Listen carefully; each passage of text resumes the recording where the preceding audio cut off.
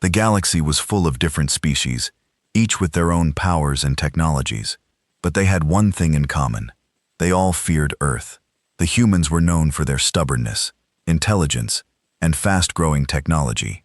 When Earth first joined the Galactic Council, the other species were curious, but not too worried. They thought humans were just like any other species, still learning to navigate the vastness of space beneath. But as time passed, Earth began to grow stronger. The humans quickly developed powerful technologies, including faster-than-light travel and advanced weapons. They started to explore other planets, and their ships became some of the fastest in the galaxy. Their knowledge grew, and with it, their ambition. They wanted more freedom, to make their own decisions, to have more control over their own future. But the Galactic Council was not ready for that. The Galactic Council had been in charge of all major decisions in the galaxy for centuries. They made the rules, and every species had to follow them.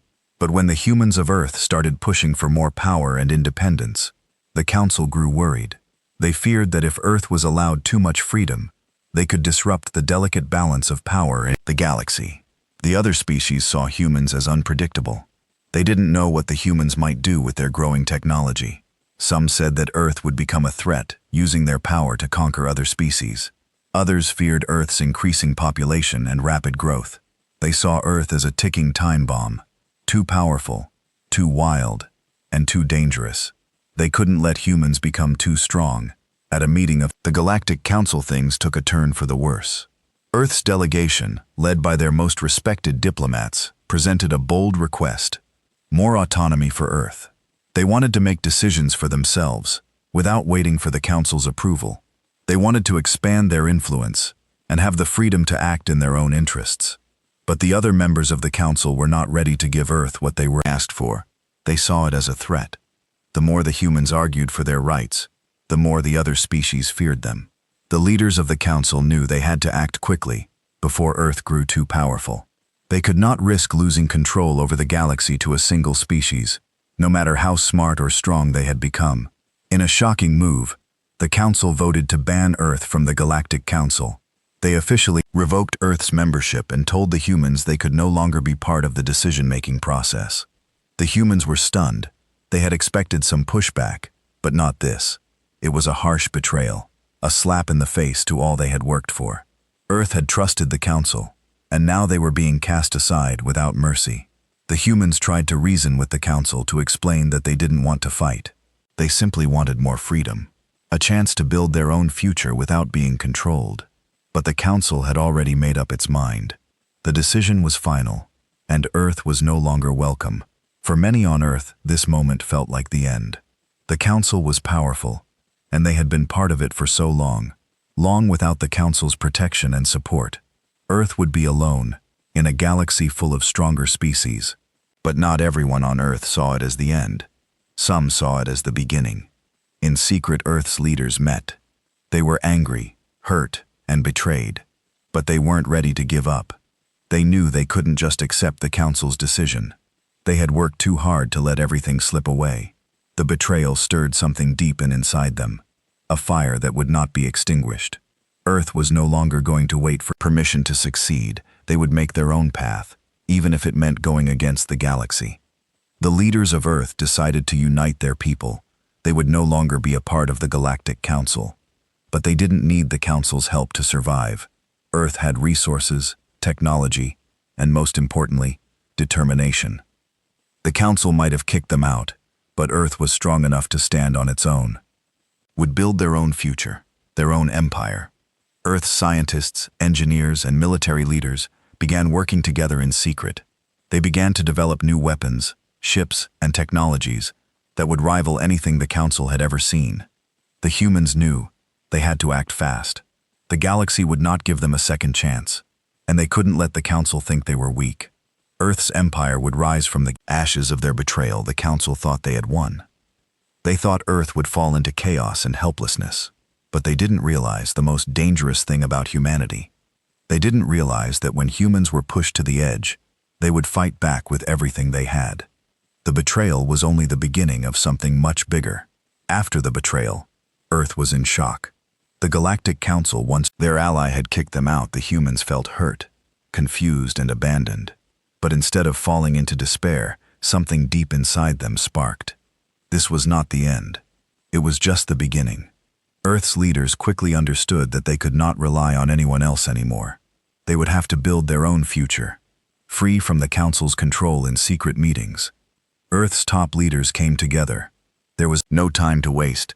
The Council might have taken away their seat at the table, but they still had something powerful. Earth's people. They had creativity, intelligence, and the drive to survive. The people of Earth had always been resilient, and now they would need to be stronger than ever before. The first thing Earth's leaders decided was that they had to unite every country, every government, every person under one banner. There could be no more divisions. The old world politics had to be set aside. This was a fight for survival, and it required every human to stand together. Governments from all over Earth, once fighting over their differences, now joined forces. The new united Earth wasn't just a dream, it was a necessity. While the leaders worked on uniting Earth, Earth's best scientists and engineers began to work in secret. They knew they had to build something powerful, something that could defend Earth from any enemy, including the very Council that had betrayed them for years. Humans had been studying alien technology, learning from the technology of other species. They had gathered information, often under the radar, using their own creativity and skills to improve upon what they learned. Now was the time to use all that knowledge. The scientists and engineers worked day and night. They focused on building new ships, stronger weapons, and advanced technology. Their goal was to create an army that would rival the greatest powers of the galaxy. The first step was to design new warships, unlike anything Earth had ever seen before. These ships would be faster, stronger, and more powerful than the Council's best. They would be equipped with energy, shields, and weapons that could cut through enemy ships like a knife through butter. Earth's military leaders knew they needed to build an army too, but this wasn't going to be just any army. They couldn't rely on traditional tactics. The Council would expect that instead, Earth's new army would be different. It would be small, but incredibly effective. Human soldiers were known for their bravery and creativity.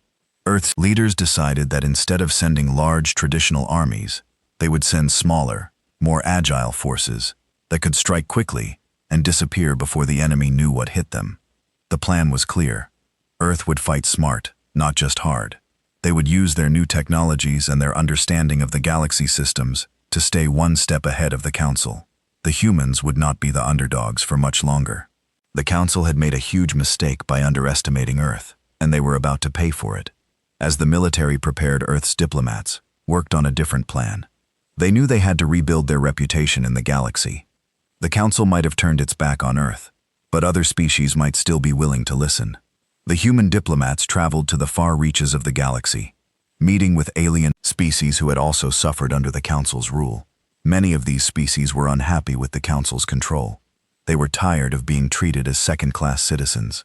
These species had always feared the Council, but they also saw Earth's potential. They saw that the humans were different, willing to stand up for themselves and for what was right. Slowly, Earth began to form alliances with these species. Prune promised to help them break free from the Council's grip if they joined Earth's cause. These new allies brought their own strengths to the table: advanced technologies, strong armies, and the knowledge of how to fight the Council together. They formed a new coalition, one that would stand strong against the powerful Galactic Council back on Earth. The public was beginning to understand the seriousness of the situation.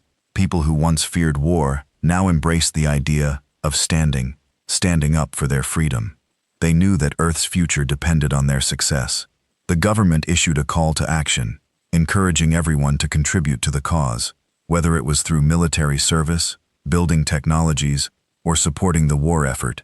In any way they could, the human spirit was stronger than ever, and the entire planet was ready to fight back.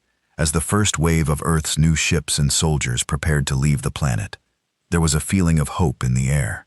There the humans had been knocked down, but now they were getting back up. The war wasn't going to be easy, but Earth was ready. They had a plan, they had the technology, and most importantly, they had something the Council didn't: the will to fight for their freedom. No matter the cost, Earth's new empire had just begun. The galaxy would soon know that Earth was no longer a small, helpless planet. It was a rising power, and no could stop it. Earth had spent months preparing. The new ships were ready, the soldiers trained, and the alliances with other species were solidifying. Earth's leaders knew that the first strike would be the most important. It would send a clear message to the Galactic Council. Earth was not defeated. Earth was rising, and they would no longer be pushed around. It was time to take action. The target was simple: the Council's main trade routes. These routes were the lifeblood of the galaxy's economy, carrying supplies, weapons, and goods from one planet to another. The Council relied heavily on these trade routes, and without them, their control over the galaxy would start to weaken. Earth's plan was to hit the Council's supply lines hard and fast. It was a bold move, but Earth's military leaders knew they had no choice. They had to show the galaxy that Earth was not a planet to be ignored. The humans didn't have the numbers to fight a full-scale war, but they had something better: speed and surprise. They had spent months building a fleet of warships that were not only fast, but also armed with cutting-edge technology. These ships were designed for hit-and-run attacks, moving in quickly, dealing massive damage, and then retreating before the enemy could respond. Earth's new military was small, but it was deadly. The first mission was set: a fleet of 50 ships. Some of the fast in the galaxy would strike a vital supply convoy that was transporting resources from one of the Council's planets to another. The convoy was heavily guarded, but Earth's fleet was ready. They had studied the convoy's movements, the patterns of the Council's patrols, and the weaknesses in the convoy's defense systems. Everything was planned the night before the attack. The humans gathered in their control rooms, watching the fleet prepare. Every person on Earth knew how important this moment was. If this mission succeeded, it would be the beginning of something huge. If it failed, it could mean the end of Earth's new empire. Before it even started, there was no room for failure. As the fleet left Earth's atmosphere, the excitement and tension were high. The ships moved swiftly through space, their engines silent, their weapons ready. Earth's fleet was smaller than most, but it was fast, and it had the element of surprise on its side. The convoy they were targeting had no idea what was coming. As the fleet approached the convoy, the ships took their positions. The humans had learned the hard way that they had to strike quickly and precisely. They didn't have the firepower for a long battle, but they didn't need it. They needed one quick, powerful blow to the convoy and send a message. The attack began with a sudden explosion. One of Earth's ships fired a precision missile that hit the lee ship of the convoy, disabling its engines. The convoy's guards reacted quickly, but Earth's fleet was already on the move. The humans used their superior speed to weave in and out of the convoy defense, firing weapons that cut through the enemy ships like a hot knife through butter. The Council's ships were not built for such fast-paced, agile combat, and their heavy defenses were useless against the humans' lightning-fast strikes within minutes. The convoy was in chaos. Earth's ships had already disabled 3 of the convoy. 6 ships and the remaining vessels were retreating. The humans didn't chase them down. That wasn't the plan. The mission was to hit hard and fast, then get out before the Council could send reinforcements. Earth's ships began their retreat, disappearing into the vastness of space. The convoy, now crippled, sent out a distress signal. The Council's alarmed response was immediate, but it was too late. The attack had already been completed, and Earth's fleet was miles away, heading back to their secret base. The message had been sent. Earth was not weak. Earth was not afraid. Earth was ready to fight back on Earth. The news spread like wildfire. People cheered in the streets, celebrating the success of the first strike. It was a huge victory, not just for the military, but for every person on Earth. They had proven that they could take on the most powerful force in the galaxy and win. It was the first step toward their freedom. But the Council wasn't going to let this attack go unanswered. The humans knew that the Council would respond.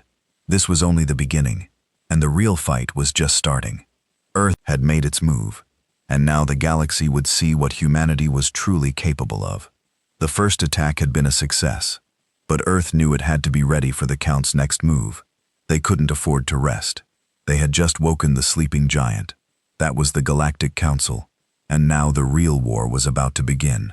The success of Earth's first attack spread like wildfire through the galaxy. For the first time in centuries, People across the stars saw that Earth was not the weak, helpless planet. They had once thought the humans had struck with precision and power. And they had won the Galactic Council once. The most powerful force in the galaxy was beginning to feel the pressure. But Earth knew that this victory, though important, was just the beginning.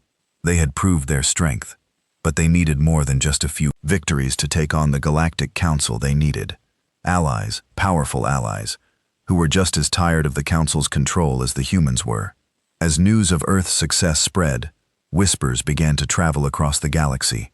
The smaller planets, those who had always been oppressed by the Council's rule, started to take notice.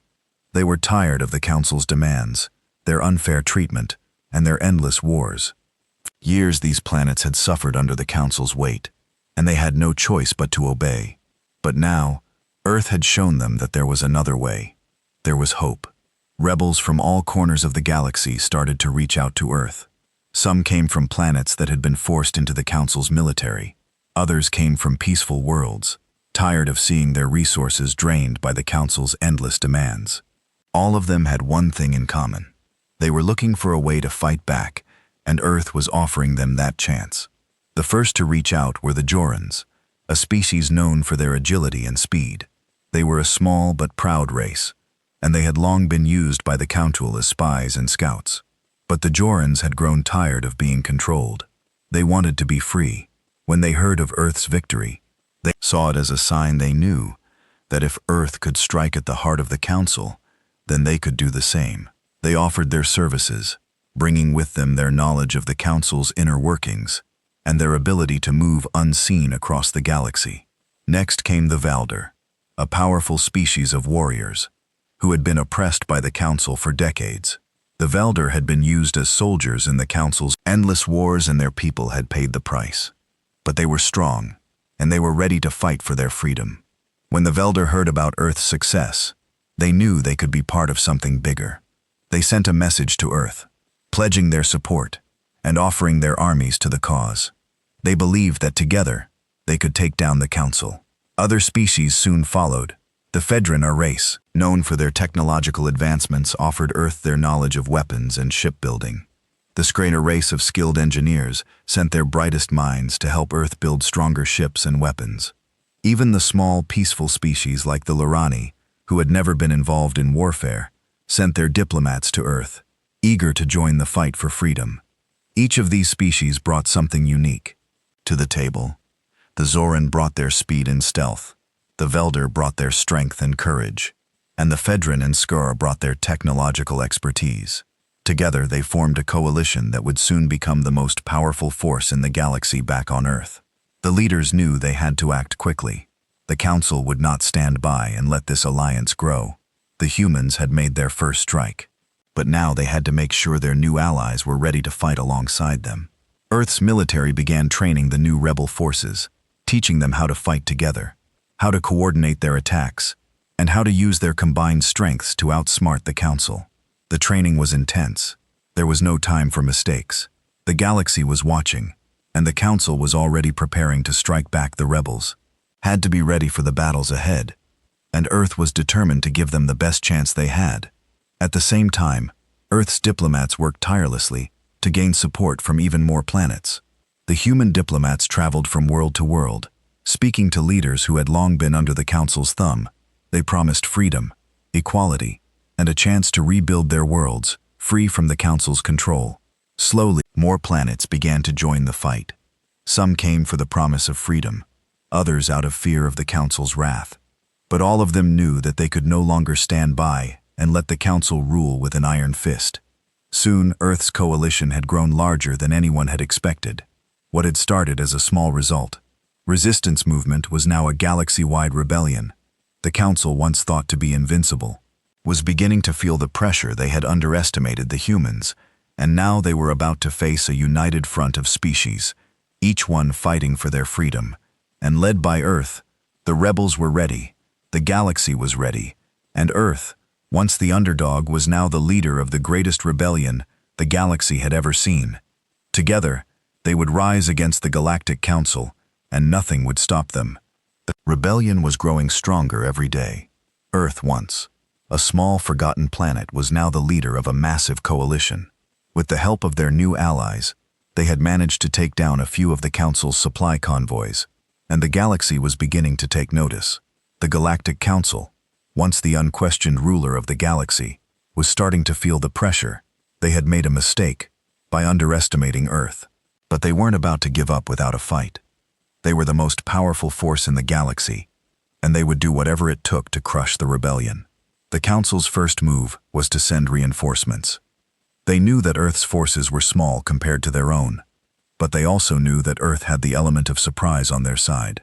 The Council had spent too long ruling with fear, but now they were facing the united front. This wasn't just Earth anymore. This was a galaxy-wide rebellion, and it was spreading fast. In a high-level meeting, the leaders of the Galactic Council made their decision. They would send their most powerful fleet to crush Earth's forces.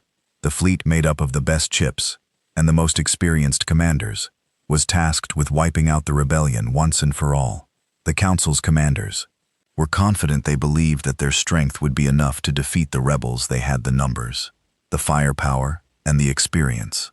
The battle began in the vast emptiness of space. The Council's fleet moved quickly, their ships closing in on the rebel base, where Earth's fleet and their allies were hiding. The humans and their new allies were ready, though they knew that the Council would retaliate. They had been preparing for this moment. Training for it, the rebels had the speed and surprise on their side, and they would use it to their advantage. The first wave of Council ships arrived. The fleet was enormous, much larger than anything the rebels had ever faced. The Council's ships were massive, their weapons powerful, their shields nearly impenetrable.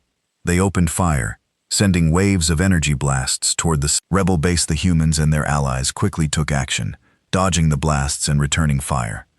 The battle was fierce, and the space around them became a storm of explosions and laser fire. Earth's fleet, though smaller, was faster and more agile. They darted in and out of the Council's lines, hitting hard and retreating before the enemy could respond.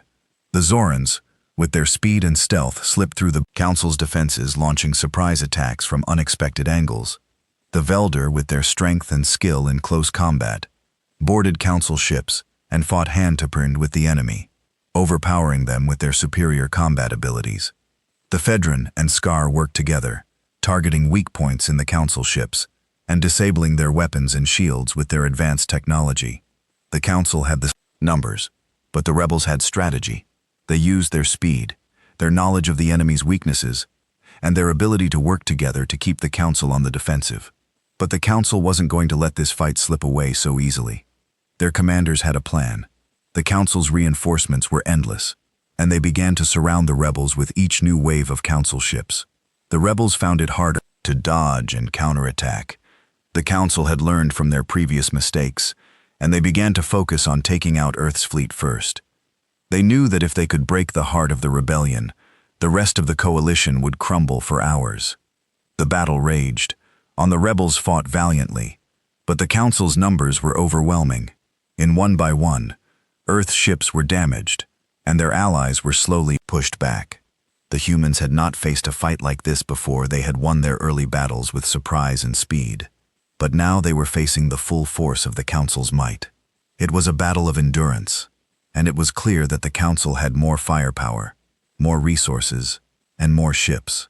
Just as the rebels were starting to lose ground, a new twist in the battle came. A new fleet arrived, this one carrying reinforcements for the rebels.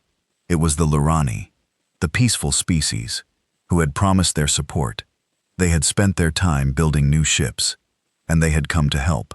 The Lurani brought their advanced technology and their strong defense systems, and they quickly joined the fight, turning the tide in the rebels' favor.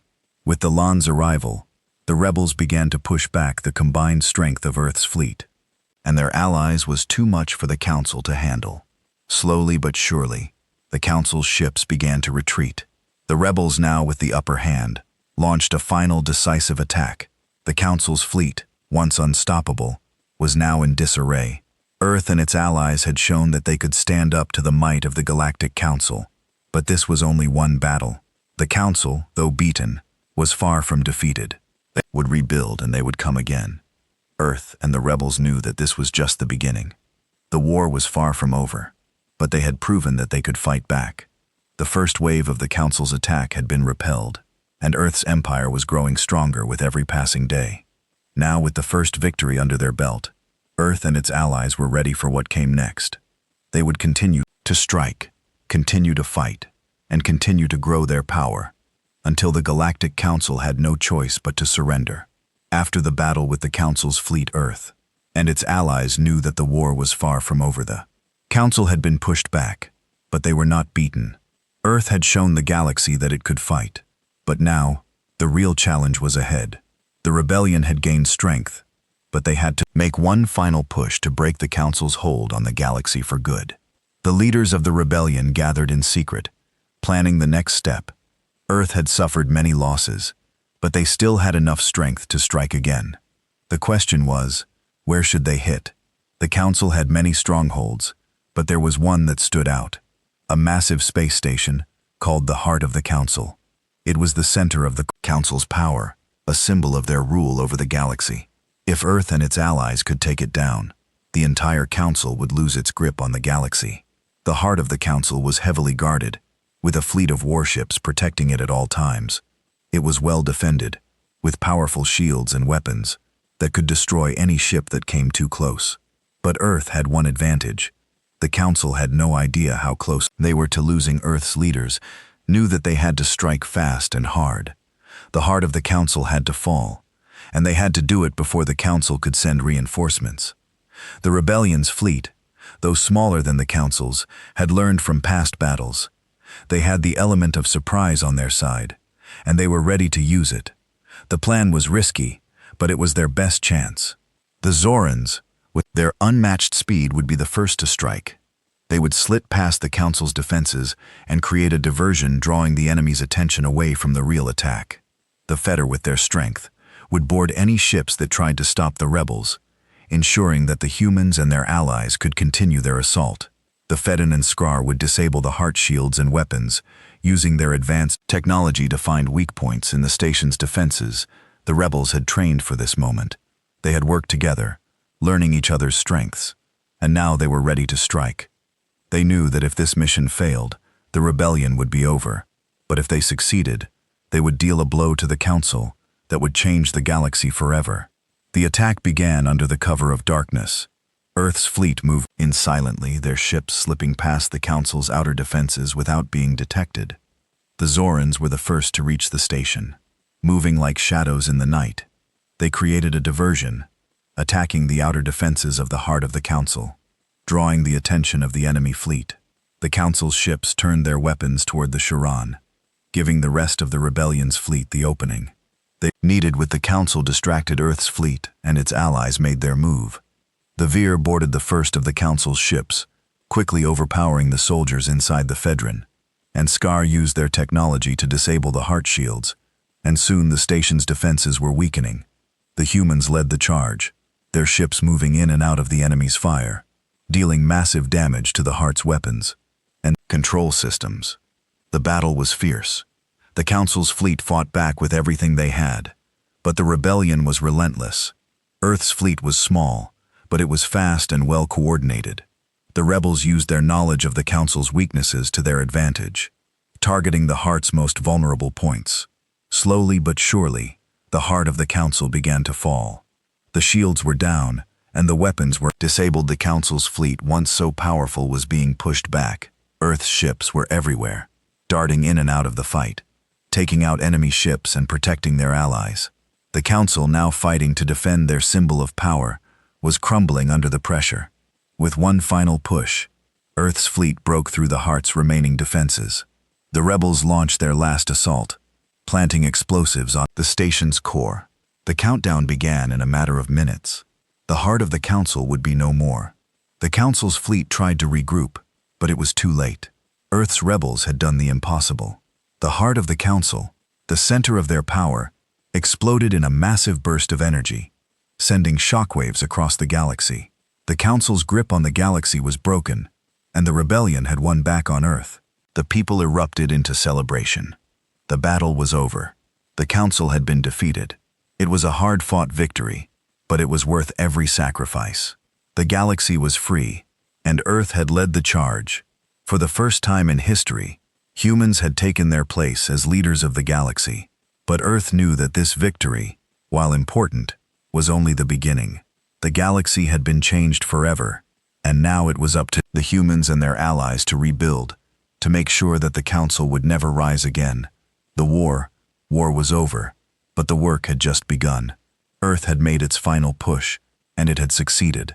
The rebellion had turned into an empire, and now Earth's future was in its own hands. The explosion of the heart of the Council sent shockwaves throughout the galaxy. News spread fast. The Galactic Council, the once powerful force that controlled the stars, was no more its central hub. The heart was destroyed and its fleets scattered. The rebellion led by Earth and its new allies had won. The galaxy was free from the Council's tyranny back on Earth. Celebrations erupted. People cheered in the streets. The skies above the planet were filled with fireworks, and the air was filled with joy. The war was over. Earth had not only survived, it had triumphed. But the victory wasn't just for Earth. It was for every species who had suffered under the Council's rule. The Vir, the Zorans, the Fedran, and many others had fought alongside Earth, and now together they had a chance to rebuild. But with the Council's defeat came a new challenge. The galaxy was in chaos. The power vacuum left by the Council's fall was huge worlds that had been under Council control were now free, but they were also lost without the Council's order. There was uncertainty, and many planets were unsure of what would come next. This was the moment Earth had been preparing for. It was time for Earth to step up, not just as a leader, but as a force that would guide the galaxy into a new future. The leaders of Earth's rebellion gathered to discuss the future. They knew that the galaxy needed more than just freedom. It needed unity. Many of the species that had fought with them had no idea how to lead others, were broken from years of war. Earth's leaders knew that they had to step in and help rebuild, to ensure that the galaxy would never again fall into chaos. Earth offered a solution, a new alliance, a new government, not just a collection of free planets, but a united empire, one where every species could have a voice. Earth had the strength, but they also had the will to create something different, a government based on equality, freedom, and cooperation. The first step was the formation of the United Galactic Empire, with Earth at its center. Earth's leaders were careful to make it clear that this would not be an empire like the Council. This was not about control, but about bringing order to a galaxy that had been torn apart. Each planet, each species would have its own rights and representation. The new empire would be built on trust, cooperation, and mutual respect. The Velder, the first to pledge their loyalty to Earth, helped establish the empire's military. They would train the new forces not to dominate, but to protect the weak and keep peace. In the galaxy, the Zorans, with their expertise in intelligence and stealth, helped form a network that would keep the galaxy safe from any who would try to threaten the peace. The Fedran and Skrill contributed their technological expertise, ensuring that the new empire had the best ships, the most advanced weapons, and the ability to communicate across vast distances. Soon, more and more planets joined the empire. The once small rebellion had become the foundation of a new era. The people of Earth were no longer seen as outsiders or weaklings, but as leaders, and the other species who had fought beside them knew that Earth was the right choice to lead them into the future. The Council was gone, but Earth was here to stay. As the months passed, the new United Galactic Empire began to take shape. Earth's influence spread across the stars, and new alliances formed. The humans, once the underdogs, had become the backbone of a new order they'd rebuilt. War-torn worlds helped restore peace and worked to create new technologies that would improve life for everyone. But the rise of Earth's empire wasn't just about politics or power. It was about hope. The galaxy had seen the horrors of the Council's rule, and now they sought a chance for something better. Earth had shown them that change was possible, that even the smallest planet could stand up to the greatest powers in the galaxy and win. There were challenges, of course. Some species did not agree with Earth's vision. Some worlds resisted the new order, fearful that Earth's power would grow too strong. But Earth's leaders were patient. They knew that trust had to be earned, and they worked hard to build relationships with every planet in the empire. Slowly, they showed the galaxy that their vision of unity was the way forward. Years passed, and Earth's empire grew stronger. It was not a perfect galaxy, but it was a better one. The Council's shadow had been lifted, and in its place stood a new hope. A hope led by Earth, but shared by all who had fought for freedom. The galaxy had been changed forever. The days of oppression were gone, and a new era had begun. Earth had risen from being a forgotten, weak planet to becoming the center of a united galaxy. It had taken courage, determination, and the willingness to fight for what was right. Now Earth was not just a planet. It was the heart of a new empire, one that would guide the galaxy toward a future where peace, freedom, and cooperation reigned. And with that, Earth's empire began its journey, not just as a ruler of planets, but as a beacon of hope for all species, everywhere.